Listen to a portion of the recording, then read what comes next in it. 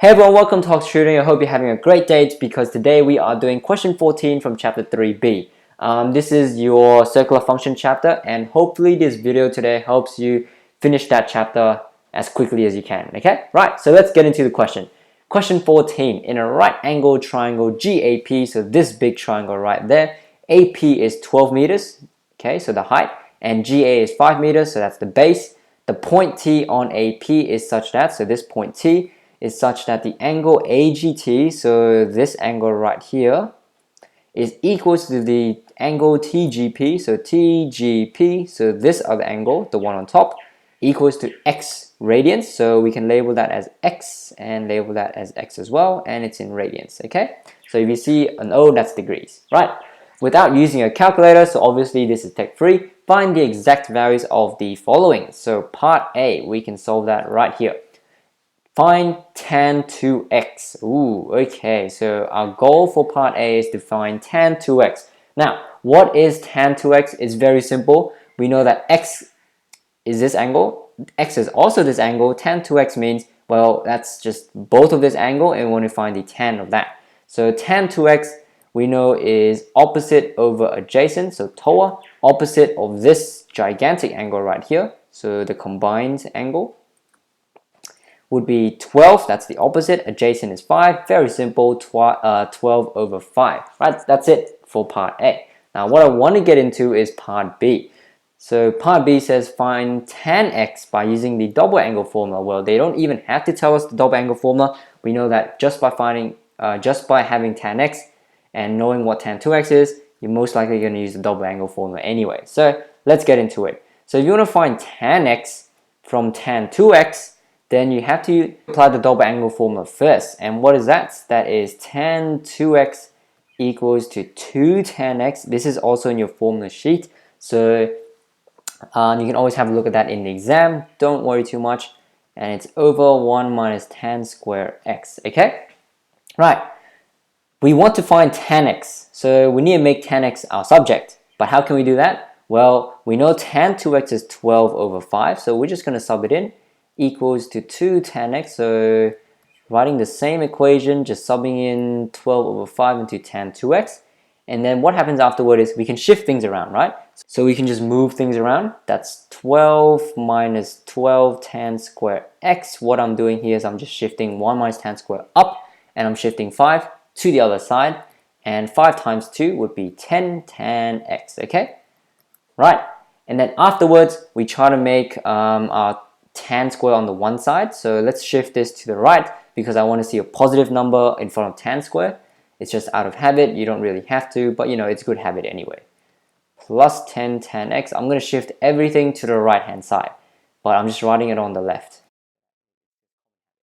12 tan square plus 10 tan x minus 12 equals to 0. And you can factorize, you can simplify this. Okay. Now, once you have up until this part, this looks very familiar. This is almost like methods. A square, A, and nothing, or x square, x, and just a number. So what you can do is you can let big A equals to tan x right there. So what you can do here is you can replace it, and there we go. This looks like your quadratic equation. 6a squared plus 5a minus 6 equals to 0. You use the crisscross method, so if you were to use the crisscross, that would be 3a, 2a, and perhaps 3 and 2 right there.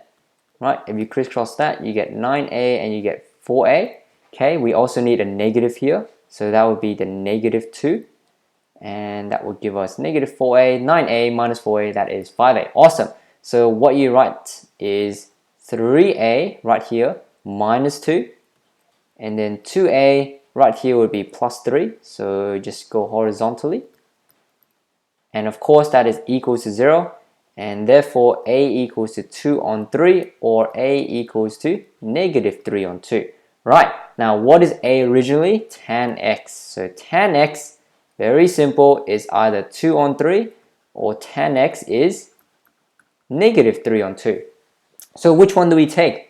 Do we take the positive or do we take the negative? You go back and look at your triangle. Well, this is all in meters. Meters means length. Length cannot be negative. So therefore, your tan x right here, you can just say tan x has to be bigger than 0. Therefore, tan x equals to 2 on 3. Right, and that, guys, is how you solve part B. So let's move on to part C. I'll just do it on the bottom. Find AT. Okay, so I'll just write down what we have first. Tan x is 2 on 3. So that was from part B, what we just did right here. And now we need to find AT. What is AT? It's this length over here. So the mini height, or the height of the smaller triangle. So if you want to find that, we know that x right here makes this triangle. And we know that tan x equals 2 on 3. So I'll just do a comparison. Okay. Tan x equals 2 on 3 right here. But tan x can also be AT over, so opposite over adjacent. So AT over 5. Now we're just going to compare. Tan x equals tan x. So you can write 2 over 3 equals to AT on 5. And once you do that, guys, you can definitely find AT. AT equals to 5, you move it over, that is 10, 5 times 2, 10 over 3 meters, and you're done, guys. AT equals to 10 over 3 meters, and that is how you solve question 14. Hopefully this video helps you with this question, but aside from that, guys, thanks for watching, and I'll see you next time.